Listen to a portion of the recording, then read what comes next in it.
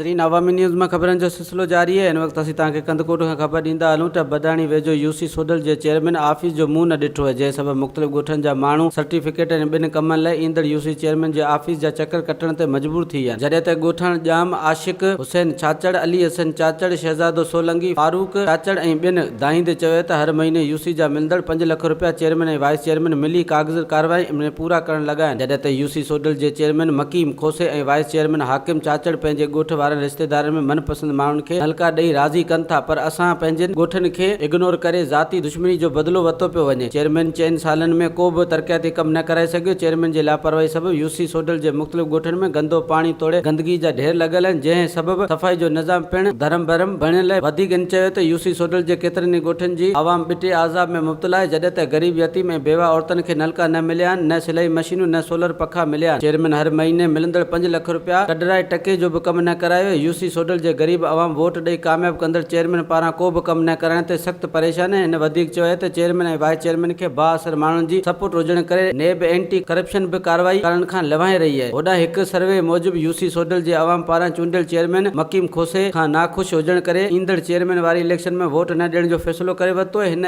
आला अमलदारनि ऐं नेब खां पुरजोश अपील कई आहे त करप्ट चेयरमैन ऐं वाइस चेयरमैन जे करप्शन खां वाखो करे यूसी सोडल जे आवाम सां इंसाफ़ कयो वञे। वधीक ख़बरनि ऐं तफ़सील लाइ विज़िट कयो अवामी news Facebook page, YouTube page ऐं अवामी न्यूज़ वेबसाइट।